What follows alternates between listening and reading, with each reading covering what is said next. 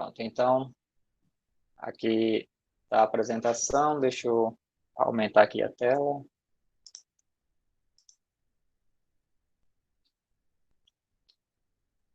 Então, a gente está discutindo circuitos elétricos, né? Então, a gente falou sobre os geradores, falou brevemente como é que é formado um circuito elétrico, aí vamos hoje passar aqui para os receptores. Então, rapidamente, né, só lembrando o que foi discutido no último vídeo, é que um gerador, né, é aquele elemento que faz parte do circuito que transforma energias de determinadas formas, né, em energia elétrica, né? Então, a gente citou alguns exemplos da energia eólica, energia química, energia mecânica, a térmica e a energia solar. E aí o que o gerador faz é pegar essas formas de energia e transformar em energia elétrica para ser utilizada no circuito elétrico, né? E aí, dentro do circuito elétrico, a gente tem também o receptor, né, que são os elementos que vão utilizar essa energia elétrica vinda dos receptores. Então, receptores elétricos é a outra classe de dispositivos que você vai observar em um circuito elétrico, né, onde os receptores transformam energia elétrica em qualquer outra forma de energia. Podem ser agrupados em duas categorias. Então, a gente tem os receptores, eles podem ser agrupados entre receptores resistivos e os receptores ativos. São duas classes de dispositivos receptores que você pode observar em um circuito elétrico. E aí, o que são os receptores resistivos? Então, receptores resistivos são aqueles que transformam energia elétrica exclusivamente em energia térmica. E aqui está alguns exemplos de aplicação para esses receptores, né? Então, aqui a gente tem o caso do chuveiro elétrico, né, que o que o chuveiro elétrico faz é pegar a energia elétrica vinda da rede e converter essa energia em calor, né, em energia térmica. Então, aqui dentro do chuveiro elétrico, você tem uma serpentina, né, um metal, por onde vai passar uma corrente elétrica, e na hora que essa corrente elétrica atravessa esse metal, o metal aquece e aquece a água, né? Então, é um receptor resistivo. O ferro elétrico também funciona da mesma maneira, e aqui a gente tem aqui a foto de um forno elétrico também, que faz o mesmo papel, né? Ela pega a energia elétrica e transforma em energia térmica. E, basicamente, o consumo de energia principal que esses dispositivos aqui vai ter no circuito é simplesmente de transformar a energia elétrica em energia térmica, certo? E aí, basicamente, o que você tem dentro desses dispositivos que estão aqui mostrados é apenas um metal. E aí, nesse metal, vai passar a corrente elétrica, onde vai haver, então, a conversão de energia em energia térmica. Ok? Então, são os receptores resistivos. Fora os receptores resistivos, a gente tem os receptores ativos. Né?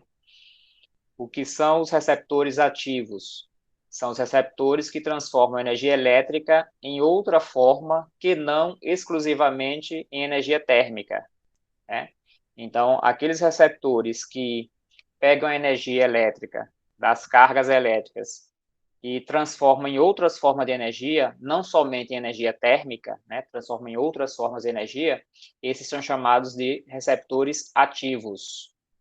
Ok? Que aí aqui tem alguns exemplos, por exemplo, um som, né, de um rádio, né, de casa, um som, um aparelho de som, ele pega a energia elétrica, que vai ser, no qual ele está sendo alimentado, né, e transforma essa energia elétrica em energia sonora, né?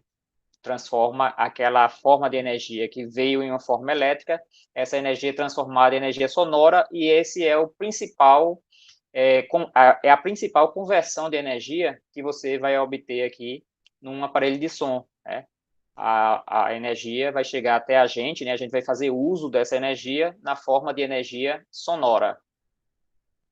Aí aqui a gente tem um televisor, que mesma coisa, né? Você tem energia elétrica aqui, aí neste caso do televisor, ele está pegando a energia elétrica vinda da corrente elétrica, né? Essa energia está sendo transformada em energia sonora também, né? Porque no televisor também tem o som, né? Que sai da televisão. Então você tem energia sonora e você tem também energia luminosa, né? Você tem a luz. A energia elétrica aqui está sendo transformada em imagens, né? Que é uma forma de luz, né? A luz que você está consumindo. Então, é outra forma de energia. Você tem aqui um aparelho de telefone, né? Antigo aí, que, mais uma vez, converte energia elétrica em energia eletromagnética. E energia sonora também, né? Porque você usa o telefone para ouvir, né? Então, não deixa de ser aqui também uma energia sonora. Ele está transformando energia elétrica em energia sonora.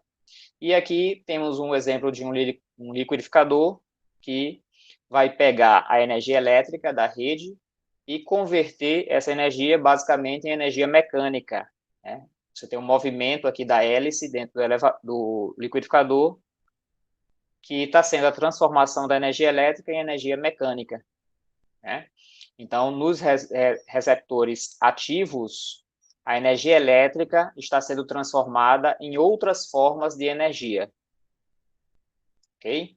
E aí, é claro, se você tem uma corrente elétrica passando em qualquer equipamento, é lógico que esse equipamento ele vai aquecer também, né? Você vai ter também uma transformação ali de energia em energia térmica. Porém, no caso dos receptores ativos, não é a principal transformação, né? Não é a transformação de energia que você está realmente utilizando, né? Nesses receptores aqui, você está mais interessado, né, em outra forma de energia, que não é energia térmica. O fato de existir aqui energia térmica é somente porque você não consegue eliminar, né? Você não consegue evitar que os aparelhos aqueçam quando eles são atravessados por uma corrente elétrica. Ok? Perguntas? Não, professor. Então, vamos lá.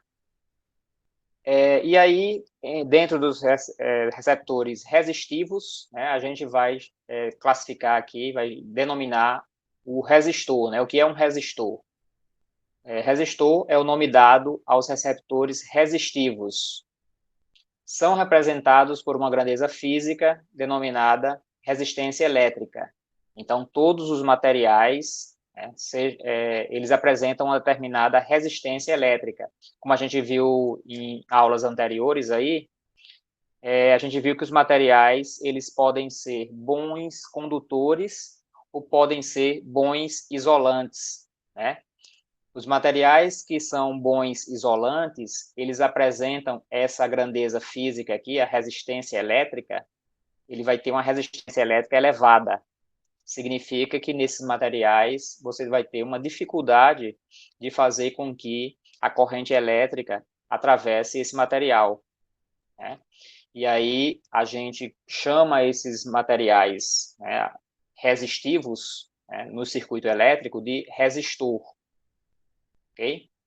E aí a grandeza física, resistor é o nome do objeto, do dispositivo. Geralmente é um dispositivo cilíndrico, assim, feito de carvão, né, basicamente. A maioria deles é feito de carvão, né? E esse dispositivo que você tem lá dentro do circuito elétrico é chamado de resistor, ok? A grandeza física, né, lembrando que uma grandeza física é aquela grandeza que você consegue medir, né, que você mede. E aí a grandeza física é a resistência elétrica, tá? A resistência elétrica vai ser representada com a letra R, ok? Esta grandeza, a resistência, né, está associada a dois fatores, né? Então, quais são os fatores principais que influenciam na dimensão, né, no tamanho da resistência elétrica de um material? Então, vai ser a mobilidade dos portadores de cargas livres, ou seja, se você tem um material onde os elétrons, né, vamos pensar nos elétrons, que a maioria dos metais, né, dos circuitos elétricos, quem se move são os elétrons. Então, imagine que você tem um material onde você tem elétrons que estão fracamente ligados ao núcleo do átomo do material. Quando esses elétrons estão com a ligação muito fraca com o núcleo do átomo, então esses elétrons eles têm uma mobilidade maior.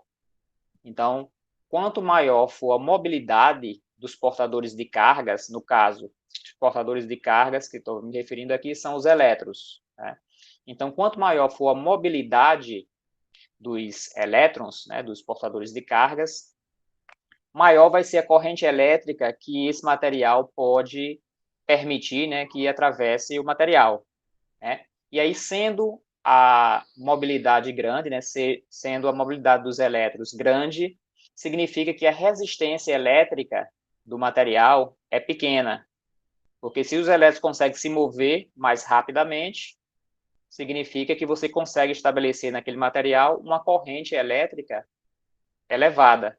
Se a corrente pode ser elevada, né, se é fácil passar a corrente elétrica através do material, significa que a resistência dele é pequena, certo? Então, a resistência depende da mobilidade dos portadores de cargas. Okay? E depende também da quantidade de portadores de cargas que você tem no material. De portadores de cargas livres, né, no caso.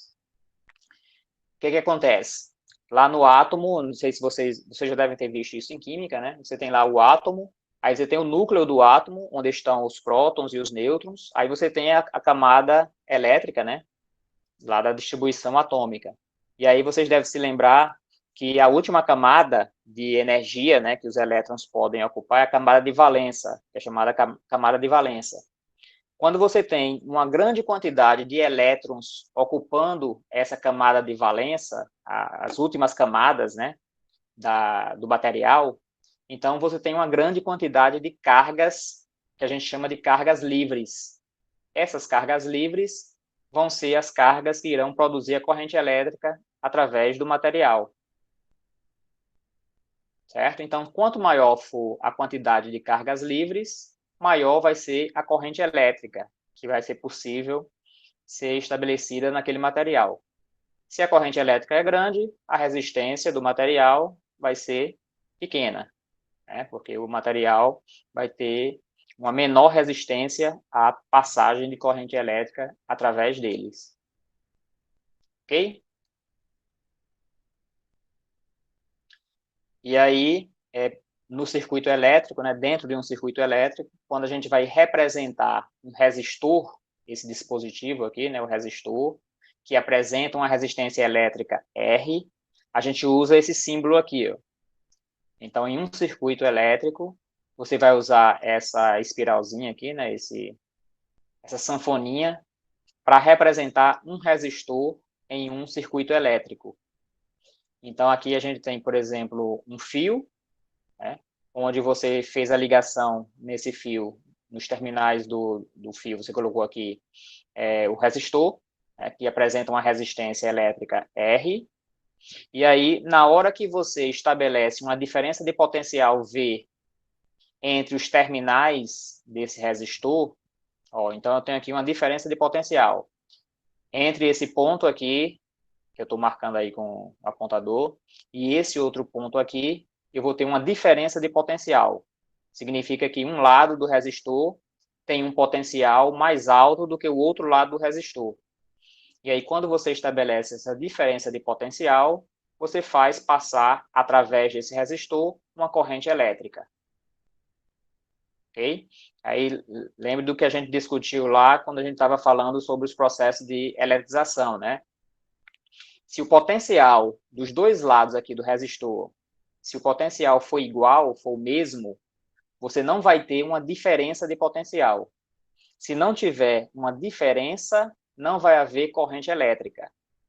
Você só vai observar a corrente elétrica se existir uma diferença de potencial.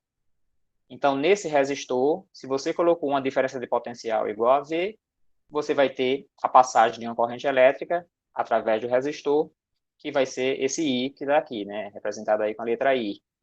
E aí, dada a diferença de potencial e você sabendo qual é a corrente que está atravessando o material, você consegue calcular o valor da resistência elétrica. Então, a resistência elétrica pode ser calculada usando essa equação aqui, ó.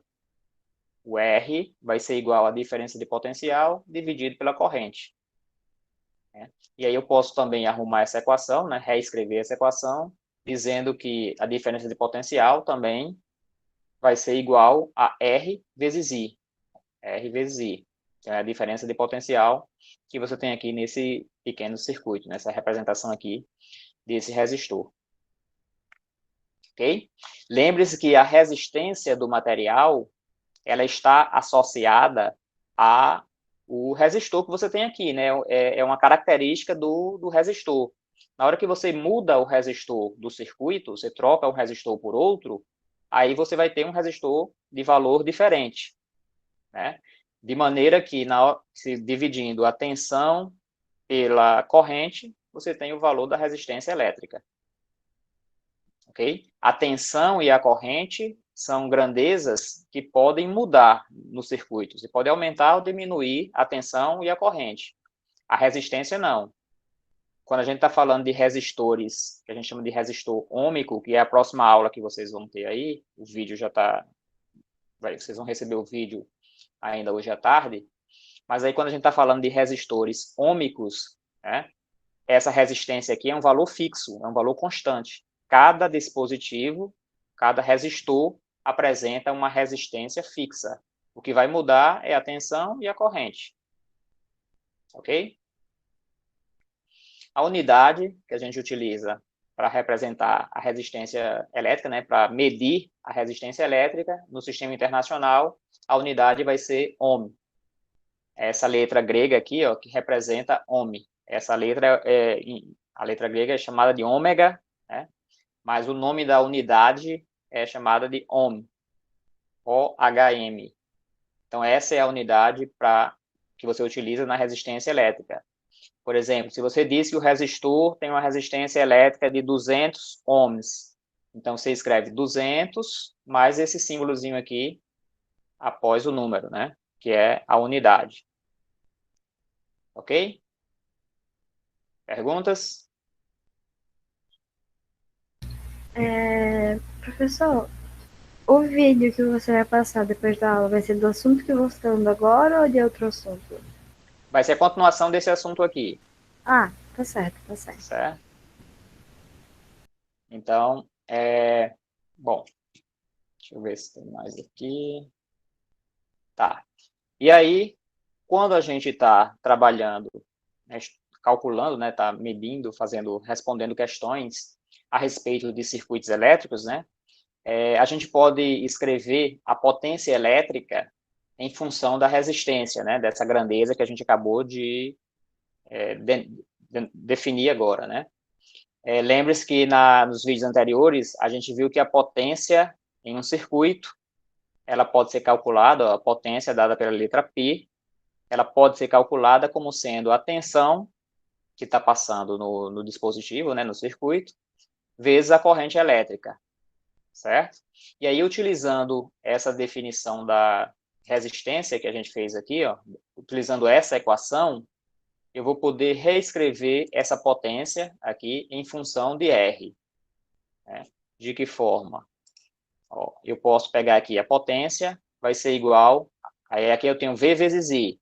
No lugar do V, eu vou usar aquela equação que eu mostrei ainda há pouco, né, no slide anterior. A tensão pode ser R vezes I, e aí agora eu faço I vezes I, eu vou ficar com I ao quadrado. Então, eu posso encontrar que a potência é igual à resistência do material vezes a corrente elétrica que atravessa o material elevado ao quadrado. Então, com esta equação, eu posso calcular a potência do material em função da resistência, né? Se eu não conhecer a tensão que tem o material, né, que está aplicado lá no dispositivo, então eu posso usar essa equação aqui, ó, para calcular a potência. Né? E a outra equação que a gente pode usar para a potência também é essa daqui. Potência igual a V vezes I, aí no lugar de I, usando a equação do slide anterior, né, eu vou poder colocar aqui, ó, V sobre R, no lugar de I, né? E aí, multiplica V vezes V, vai ficar V ao quadrado. Então, vai ficar V ao quadrado dividido por R. Então, eu posso também calcular a potência do dispositivo, do circuito, como sendo a diferença de potencial elevado ao quadrado, dividido pela resistência. Então, se eu não conhecer qual é a corrente que está atravessando o circuito, eu posso calcular a potência usando essa equação aqui. Ok? Aí vamos fazer uns exemplos para praticar um pouco sobre isso que a gente viu e o que a gente viu em aulas anteriores.